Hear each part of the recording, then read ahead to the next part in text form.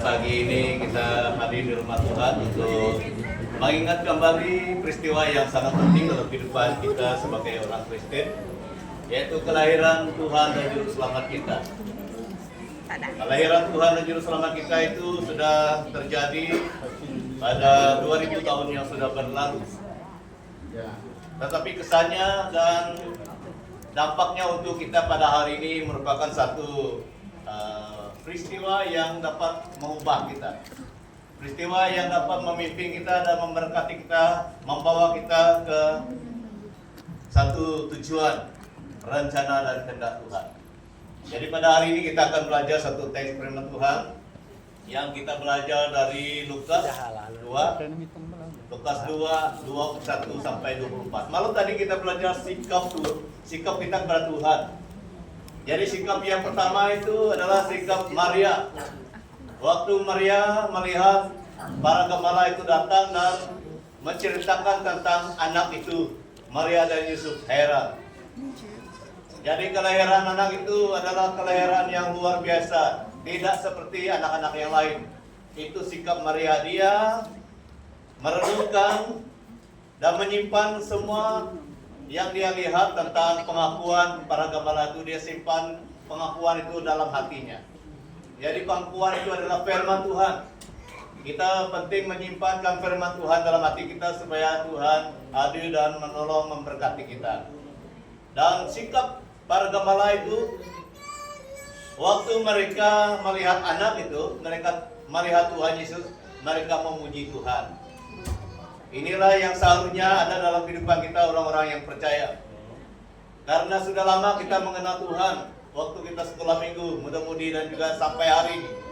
Dan kita juga harus mempunyai semangat, tekad untuk memuji Tuhan. Pada hari ini kita belajar satu tema, yaitu yang kita belajar dari Lukas pasal yang kedua, 21 sampai 24. Lukas 2, 21 sampai 24. Firman Tuhan berkata demikian, dan ketika genap 8 hari dan ia harus disunatkan, ia diberi nama Yesus, yaitu nama yang disebut oleh malaikat sebelum ia dikandung ibunya. Dan ketika genap waktu pentahiran menurut hukum Taurat Musa, mereka membawa dia ke Yerusalem untuk menyerahkannya kepada Tuhan. Ini penting. Seperti ada tertulis dalam hukum Taurat, dalam hukum Tuhan, semua anak laki-laki yang sulung harus dikuduskan bagi Tuhan. Dan seterusnya, dan untuk mempersembahkan korban menurut apa yang difirmankan dalam hukum Tuhan. Hukum Tuhan lagi disebut, 2 kali hukum Tuhan disebut dalam bagian ini, yaitu sepasang burung terpukur dan anak atau 2 anak burung merpati. Ada semua maksud dalam kalimat ini. Kita belajar perlahan-lahan pada hari ini. Jadi Yesus dilahirkan dalam keluarga yang sederhana, keluarga yang mempunyai kehidupan yang tidak terlalu mewah, cukup makan. Itulah nanti kita akan belajar kenapa persembahan mereka begitu. Persembahan yang sewajibnya itu bukan burung, tetapi kambing domba dan kambing ataupun domba. Itu yang dia punya standar. Tetapi keluarga Yesus tidak mampu. Keluarga Yesus tidak mampu. Kita akan belajar kenapa itu boleh terjadi. Jadi Bapak Ibu saudara-saudari, mungkin keluarga kita lebih mampu daripada keluarga Yusuf dan Maria. Tetapi apakah kita terus memuliakan nama Tuhan melalui kehidupan kita? Maria dan Yusuf adalah keluarga yang sederhana, tetapi selama mereka hidup, mereka memuliakan nama Tuhan. Walaupun mereka tidak kaya sekaya kita hari ini. Jadi tema kita pada hari ini adalah datang dalam ketaatan dan kerendahan. Ini adalah sikap Yesus. Malam tadi sikap Maria dan juga gembala kepada Tuhan. Tetapi pada hari ini kita belajar tentang pribadi yang datang itu. Dia yang datang itu. Dia datang dalam ketaatan dan kerendahan hati.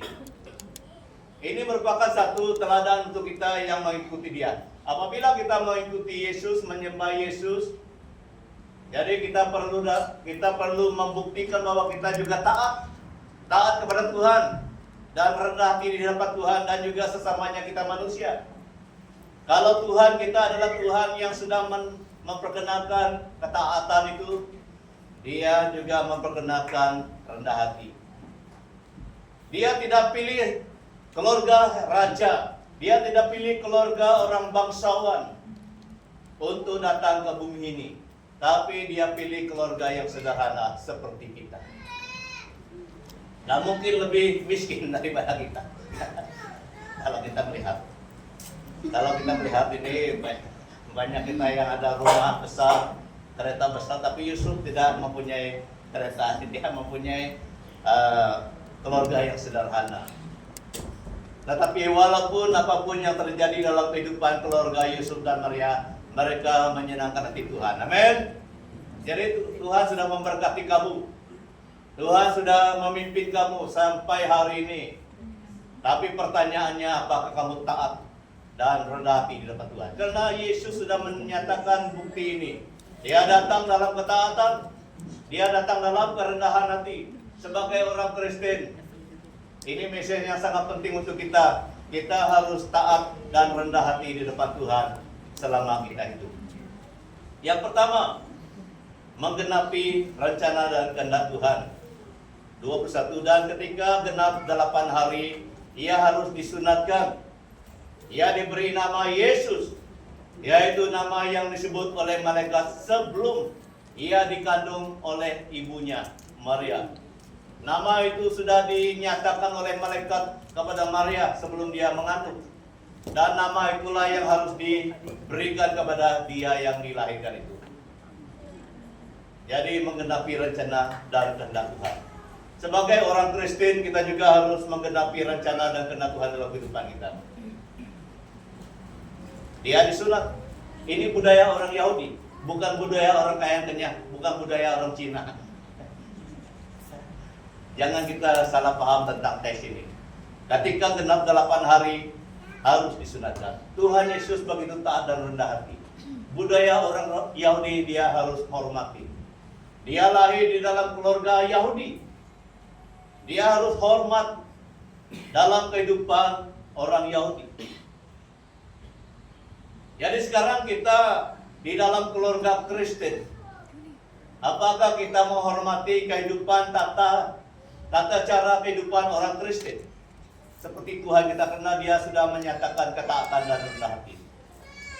Jadi tanda disunatkan di kalangan orang Yahudi adalah tanda umat Tuhan. Jadi kita tidak Yahudi, jangan kita tiru orang Yahudi. Tetapi Tuhan memberi satu yang lebih sempurna untuk semua bangsa. Semua bangsa harus mempunyai budaya orang yang percaya kepada Tuhan Yesus. Amin. Jadi siapa yang percaya, dibaptis, itu tanda kita. Dibaptis dalam nama Allah Bapa, Allah Anak, Allah Roh Kudus.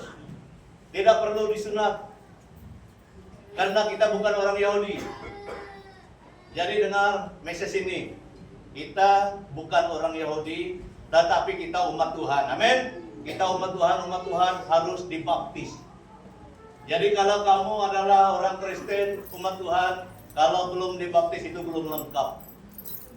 Jadi kalau kita melihat anak-anak kita, ahli keluarga kita yang belum dibaptis, tolong berdoa dan terus dorong dia, pastikan dia menjadi orang yang percaya dengan tanda dibaptis. Jadi Yesus disunat itu adalah tanda dia umat pilihan Tuhan, umat Yahudi, orang yang dipakai Tuhan, bangsa yang dipakai Tuhan.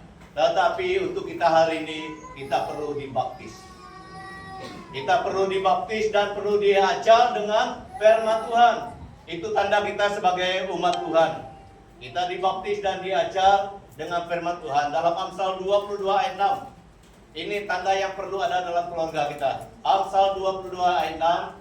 Didiklah orang muda menurut jalan yang patut baginya, maka pada masa tuanya pun ia tidak menyimpang dari jalan itu. Jadi bagi kamu yang mempunyai anak, yang akan mempunyai anak, yang sudah ada anak dan yang akan mempunyai anak, jangan hanya meminta anak saja, tapi kamu harus menunaikan tanggung jawab kamu. Tanggung jawab kita di depan Tuhan adalah mendidik anak itu. Amin. Supaya dia ada tanda sebagai orang yang percaya. Karena tanda sebagai orang percaya seluruh dunia adalah orang yang kenal firman dan dibaptis dalam nama Tuhan. Itu tanda keseluruhan hari ini. Tetapi waktu Yesus, dia harus menghormati kebudayaan orang Yahudi. Harus disunat.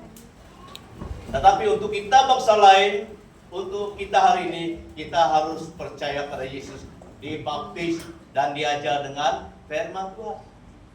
Jadi pada pagi ini Bapak Ibu saudara-saudari, pastikan ahli keluarga kita sudah terima Tuhan, sudah dibaptis. Termasuk ibu bapak. Kadang-kadang saya melayani ini dalam berbagai tempat. Kadang-kadang ada anak sudah baptis, ibu sudah baptis, bapak belum baptis saja. Ini kurang tepat, tidak berapa studi. Kadang-kadang dalam satu keluarga bapak sudah baptis, mama belum baptis lagi. Ini pun belum sempurna. Kalau anak kita sudah 12 tahun ke atas itu sudah layak didorong dan diajar supaya terima Tuhan dan dibaptis. Karena itu adalah tanda kita sebagai umat Tuhan untuk mengikuti apa yang pernah Yesus lakukan. Kita harus hormat apa yang terjadi dalam keluarga Kristen. Yang kedua, diberi nama Yesus seperti nama yang disebut oleh malaikat. Tidak ada yang lain. Jadi kita perlu taat kepada arahan Tuhan, karena Yesus diberi nama Yesus itu karena mereka taat apa yang dikatakan melalui dia. Kalau kita melihat 1 Samuel 3:10, lalu datanglah Tuhan berdiri di sana dan memanggil seperti yang sudah-sudah, Samuel, Samuel. Dan Samuel menjawab, berbicaralah sebab hambamu ini mendengar. Jadi apa saja yang dibicarakan oleh Tuhan melalui firman-Nya didengar oleh Samuel dan dilakukannya. Sebagai orang Kristen juga kita harus taat kepada Tuhan, di mana kita mendengar apa yang daripada Tuhan, karena yang didengar oleh Maria daripada malaikat Tuhan adalah anak itu harus dinamai Yesus. Jadi apa yang kita dengar daripada Tuhan melalui firman-Nya, kita harus dengar baik-baik dan kita lakukan. Itu adalah bagian kita. Yang kedua, pada hari ini dipersembahkan kepada Tuhan. 22. Dan ketika genap waktu pentahiran menurut hukum Taurat Musa, mereka membawa dia ke Yerusalem untuk menyerahkannya kepada Tuhan. Dia adalah Tuhan, dipersembahkan kepada Tuhan karena pada waktu itu dia di dalam tubuh manusia ini. Untuk menggenapi apa yang dirancanakan oleh Tuhan, dia juga harus rendah hati dan taat, dipersembahkan oleh Maria dan Yusuf kepada Tuhan. Ini adalah teladan. Ini adalah teladan untuk kita sebagai orang yang mengikuti dia. Kita harus mengutamakan bahagian ini. Mereka membawa dia itu adalah Tuhan Yesus ke Yerusalem untuk menyerahkannya kepada Tuhan. Segala sesuatu yang kita miliki harus kita persembahkan kepada Tuhan, karena itu ucapan syukur kita. Baik anak-anak kita, baik bisnis kita. Sebelum kita melakukan bisnis dan melakukan apapun dalam kehidupan kita, kita harus menyerahkan kepada Tuhan, ataupun berserah, menyerahkan itu kepada Tuhan. Jadi puji Tuhan karena banyak di antara kita, rata-ratanya kita hari ini orang yang percaya, kalau kita ada sesuatu yang baru, kereta baru, rumah baru, pekerjaan baru, kita kumpulkan sanak saudara kita dan majelis gereja dan pasta kita berdoa bersama. Itu merupakan praktikal kita hari ini. Kita membawa sesuatu yang kita terima, yang dipercayakan oleh Tuhan, dan kita berserah dan bersyukur kepada Tuhan. Itu aplikasinya untuk kita hari ini. Kalau kita melihat Kisah Para Rasul 14 ayat 23, di tiap-tiap jemaat rasul-rasul itu menetapkan penatua-penatua dan jemaat itu, dan setelah berdoa dan berpuasa, mereka menyerahkan penatua-penatua itu kepada Tuhan. yang adalah sumber kepercayaan mereka kepada Tuhan. Seperti mana kita sudah memilih majelis gereja, EJK Pelayanan dan sebagainya, kita berdoa. Budaya ini sangat penting. Yesus sudah menyediakan teladan seperti itu. Apapun yang kita miliki, seperti mana yang dimiliki oleh Maria dan Yusuf, mereka dipercayakan untuk menjadi orang tua Tuhan. Mereka juga tetap menghormati budaya pada waktu itu, mempersembahkan Yesus di hadapan Tuhan. Ini adalah teladan untuk kita. Jadi apapun yang kita miliki, anak kah, bisnis baru kah, pekerjaan baru kah, usaha yang baru kah, kita harus berdoa bersama dan menyatakan itu kepada Tuhan. Amin. Ini adalah yang kita perlukan dan yang kita perlu lakukan supaya Tuhan terus menyertai dan memimpin kita dalam kehidupan kita. Oke. Next. Yang seterusnya adalah yang ketiga, dikuduskan bagi Allah. Seperti ada tertulis dalam hukum Tuhan, semua anak laki-laki sulung harus dikuduskan bagi Tuhan, harus dikuduskan. Ini juga merupakan satu perbuatan yang menandakan dia taat, dia setia pada Tuhan. Walaupun dia Tuhan, tetapi dia waktu itu menjadi manusia sejati dan Tuhan sejati. Dia adalah anak laki-laki yang sulung. Dalam keluarga Maria dan Yusuf dipersembahkan kepada Tuhan, dikuduskan. Ini teladan, dia adalah Tuhan dan menjadi manusia, dia dipersembahkan supaya campur tangan Tuhan terjadi. Dia meletakkan satu contoh yang baik. Jadi keluarga kita bagaimana? Jadi dalam keluarga kita bagaimana? Apakah kita selalu berserah? Selalu minta Tuhan menguduskan kita. Selalu minta Tuhan hadir dalam keluarga kita, dalam pekerjaan kita. Jadi sangat penting. Karena anak sulung itu adalah bukti ataupun simbolik kepada pemimpin. Pemimpin dalam keluarga. Dan bukan hanya keluarga, Yesus juga pemimpin kita. Jadi perhatikannya untuk kita, apa saja yang kita miliki, anak dan juga yang ada dalam keluarga kita, kita harus minta Tuhan menguduskan semuanya. Ini sangat penting. Supaya kita tidak berjalan sendiri. Supaya kita tetap memuliakan nama Tuhan dalam kehidupan kita. Kita mengutamakan Tuhan menguduskan anak dan juga keluarga kita. Itu sebabnya setiap hari kita berdoa, Tuhan pimpin kami keluarga. Tuhan tolong kami sekeluarga. Karena kita perlu Tuhan menguduskan kita. Seperti dalam Kolose 3 ayat 12. Karena itu sebagai orang-orang pilihan Allah yang dikuduskan dan dikasihinya, kenakanlah belas kasihan, kemurahan, kerendahan hati, kelemah lembutan, dan kesabaran. Dikuduskan. Orang-orang yang dipilih Tuhan juga dikuduskan. Termasuk rasul-rasul, termasuk para pelayan-pelayan dalam gereja Tuhan, dalam rumah Tuhan, dikuduskan. Sampai hari ini. Jadi itu merupakan satu ketaatan kita di hadapan Tuhan. Kita perlu minta Tuhan menguduskan seisi keluarga kita. Mulai dari anak sulung, mulai dari semua anak kita juga yang lain. Kita perlu pastikan Tuhan hadir dalam keluarga kita, bisnis kita. Yang terakhir pada hari ini, menyatakan kesyukuran kepada Tuhan. 24. Dan untuk mempersembahkan korban menurut yang difirmankan dalam hukum Tuhan, yaitu sepasang burung terkukur atau 2 ekor anak merpati. Karena keluarga Yesus pada waktu itu tidak mampu menyediakan kambing dan domba. Kalau kamu baca dalam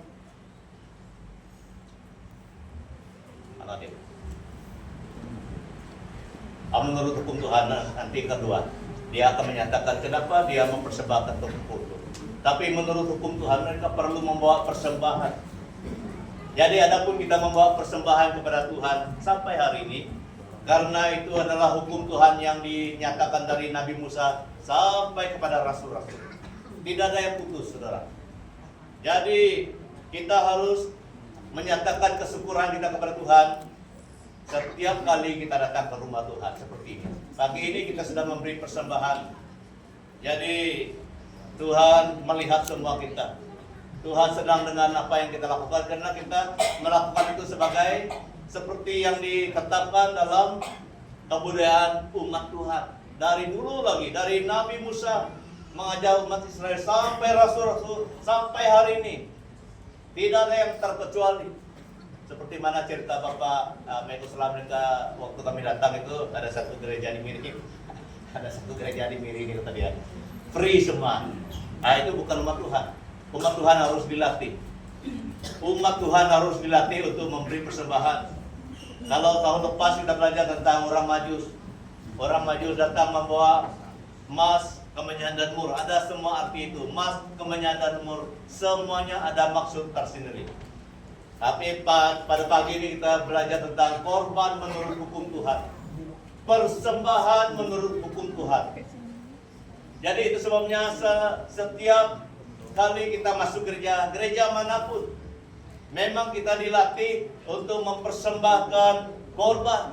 Korban itu artinya persembahan, kita mengucap syukur dan berterima kasih, menyatakan kita bangga mempunyai Tuhan yang memelihara kita. Itu arti korban itu. Itu arti persembahan itu. Kita memberi persembahan tanda kita mempunyai iman dan kasih kepada Tuhan kita Yesus Kristus. Amin.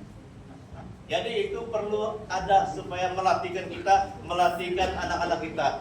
Seperti mana yang dicatat dalam Yosua 22:5, hanya lakukanlah dengan sangat setia perintah dan hukum yang diperintahkan kepadamu oleh Musa, hamba Tuhan itu, yakni mengasihi Tuhan Allahmu menurut segala jalan yang ditunjukkannya, tetap mengikuti perintahnya, berpaut padanya, dan berbakti kepadanya dengan segenap hatimu, dengan segenap jiwamu. Yosua dipilih Tuhan untuk memimpin umat Israel. Umat Israel itu begitu ramai. Tetapi Yosua mampu memimpin mereka karena dia taat menuruti hukum Tuhan. Hukum Tuhan yang pertama dia taati adalah firman Tuhan. Dan dia juga tidak pernah lupa mengajarkan umat Israel mempersembahkan korban juga. Seperti yang dilatih waktu zaman Musa. Zaman Musa Tuhan melatih umat Israel untuk mempersembahkan korban. Dan waktu Musa dipanggil Tuhan dan diganti oleh Yosua, sama juga yang dilakukan oleh Yosua. Dia taat kepada perintah Tuhan, kepada Taurat Tuhan, dia taat juga mempersembahkan korban.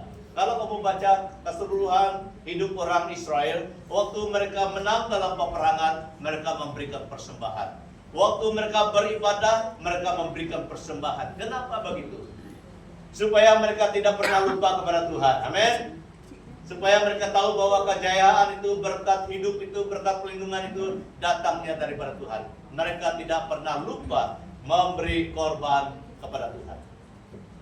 Jadi Bapak Ibu saudara-saudari, setiap kali kita dengar tentang korban persembahan itu, kita harus kenal itu adalah satu bukti kita mengasihi Tuhan, bukti kita terlibat dalam perintah Tuhan, bukti kita tunduk kepada hukum Tuhan. Yang terakhir, ini yang saya mau sebutkan itu imamat. Kalau kita melihat imamat, ini yang sebenarnya standar yang diberikan oleh Tuhan kepada Musa. Tetapi jikalau ia tidak mampu untuk menyediakan kambing atau domba, maka sebagai tebusan salah karena dosa yang telah diperbuatkannya, harus ia mempersembahkan kepada Tuhan 2 ekor burung terukur dan 2 ekor anak burung merpati, yang seekor menjadi korban pengampun dosa dan yang seekor lagi menjadi korban bakaran. Yesus bukan berdosa, tetapi Yesus dan keluarganya membawa korban burung itu karena mereka tidak mampu membawa kambing dan domba. Artinya mereka adalah orang miskin. Mereka adalah orang yang tidak kaya. Mereka datang bawa Yesus ke rumah Tuhan dan disertai dengan persembahan. Jadi Yesus sendiri sudah menjadi teladan. Dia bukan datang ke rumah Tuhan dengan tangan kosong bersama keluarganya. Walaupun tidak dapat membawa kambing ataupun domba seperti yang ditentukan dari mulanya, tetapi ada pilihan yang terakhir, boleh membawa burung. Jadi itu sebabnya saya bangga hari ini saya juga mempunyai burung. Burung saya itu hampir sama dengan burung terpukul. Tapi saya belum dapat tempahan daripada anggota gereja siapa yang mau beli burung. Mungkin semua sudah membeli kambing ataupun domba. Karena semua mampu beli yang lebih besar daripada burung itu. Sama juga dengan Yesus dan keluarganya. Mereka tidak paksa diri cari kambing, cari domba. Tetapi Maria dan Yusuf adalah orang tua yang taat kepada Tuhan. Tidak mau melepaskan atau tidak mau melanggar hukum Tuhan. Mereka membawa Yesus ke rumah Tuhan dengan apa adanya. Yesus rela datang melalui keluarga yang hina, keluarga yang miskin. Artinya dia tidak pilih keluarga, dia tidak pilih orang. Apa yang sudah ditetapkan oleh Tuhan dari kerjaan surga, itulah yang diterima. Jadi Bapak Ibu, saudara-saudari, apa maksudnya untuk kita hari ini? Kita harus menyatakan kesyukuran kita kepada Tuhan juga dengan apa adanya dalam kehidupan kita hari ini. Amin. Jangan kita mau tiru orang lain. Kalau kita mau tiru orang lain, itu yang menjadi kita stres, itu yang membuat kita tidak tenang, itu yang membuat kita tidak dapat tidur. Karena kita mau sama dengan yang lain, tidak mau kalah dengan yang lain. Tetapi Tuhan mau kita mempersembahkan apa adanya yang ada pada kita hari ini. Amin. Tetapi kalau kita memberi burung terpukul, itu pun salah juga. Itu menipu Tuhan. Jangan kamu seperti Ananias dan Safira. Ananias Safira mau menipu Rasul Petrus, tapi Roh Kudus menyatakan itu kepada Petrus. Semua miliknya mereka itu adalah hak mereka, tetapi mereka sembunyikan sebahagian. Mereka coba-coba mau menipu hamba Tuhan pada waktu itu dan menipu Tuhan juga, tetapi Tuhan tidak pernah ditipu. Amin. Dia tidak dapat ditipu oleh manusia. Jadi oleh karena itu Bapak Ibu saudara-saudari, jangan paksa diri. Jangan paksa diri apa yang ada pada kita. Kita harus persembahkan dengan hati yang senang, hati yang penuh dengan kesyukuran, karena Tuhan melihat kita memberikan persembahan kita dengan penuh sukacita dan damai. Amin. Jadi di musim Krismas ini bukan musim Krismas saja lah. Musim kita menjadi orang Kristen selama kita menjadi orang Kristen, apabila kita mengangkatkan kesyukuran kita pada Tuhan, kita harus bersyukur dengan apa adanya pada kita. Yang penting ada sesuatu yang kita persembahkan kepada Tuhan. Tanda kita mengasihi Tuhan, tanda kita percaya kepada Tuhan. Itulah yang kita belajar hari ini. Yesus sudah menjadi teladan. Dia datang dalam ketaatan dan kerendahan hati. Mari kita berdoa. Bapa di surga, kami tahu bahwa ini merupakan message yang penting untuk kami hari ini. Kami perlu menjadi anak Tuhan, gereja Tuhan, yang datang di dalam hadirat Tuhan, datang dan juga hidup dalam ketaatan kepada Tuhan dan penuh dengan kerendahan hati. Kami tahu bahwa Engkau adalah pribadi yang pernah datang ke bumi ini dalam keluarga yang miskin, Maria dan Yusuf. Namun Engkau rela ya Tuhan datang dalam apa adanya untuk menyatakan kasih-Mu, menyatakan keselamatan-Mu untuk kami manusia. Terima kasih Bapa, terima kasih, berkati kami semua supaya message ini dapat menjadi satu modal untuk kami terus semangat di dalam Engkau. Di dalam nama Tuhan Yesus Kristus kami sudah berdoa. Amin. Ya Tuhan berkati, saya persilakan hamba-Nya untuk meneruskan acara kita. Tuhan berkati.